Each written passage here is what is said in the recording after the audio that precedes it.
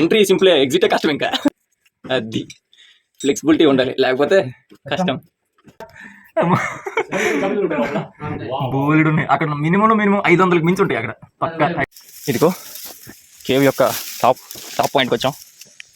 అబ్బో ఒక 25-30 ఫీట్ ఉంటుంది లోతు. బోల్డ్ స్పేస్ ఉంది అబ్బా. ఆహాహా. ఈ కేవ్ పేరేంటి? గోడాపార్. పూజలు అయితే చేస్తారు కదా. ఓహో, రిచువల్స్ అయితే చేస్తారు. మనమైతే తెచ్చాం ఫైర్ పెట్టడానికి. పదండి వెళ్దాం.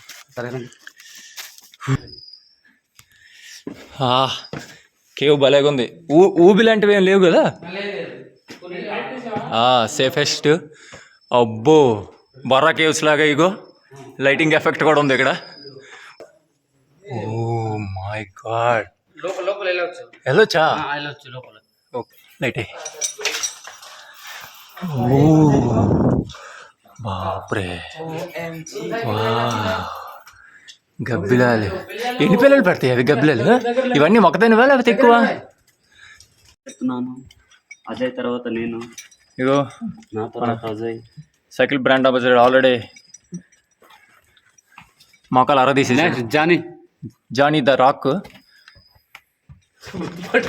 ఎస్, వెరీ గుడ్ అమ్మా. మీరు కనిపిస్తున్నా? హే, ఇప్పుడైతే మనం అసలైన అడ్వెంచర్ చేస్తున్నాం. ఇదంతా ఒక ఎత్తు అయితే ఇందులోకి ట్రావెల్ చేసుకోవడం ఒక ఎత్తు అనమాట. Let's go.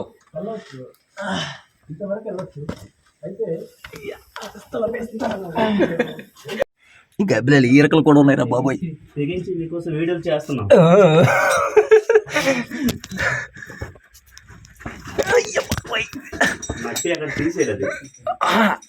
అలా తీసేస్తే సుఖంగా వెళ్ళిపోతారు, తీయకూడదు.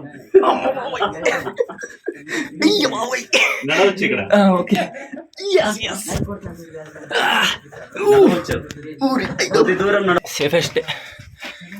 ఇదంతా మట్టి. వజ్రం ఏదైనా దొరికితే ఇవ్వండి రోయ్. గబ్బిలాలు ఏంటిది?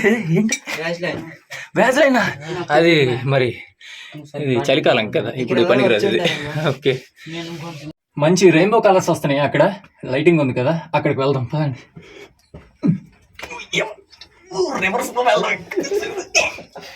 ఇలాగా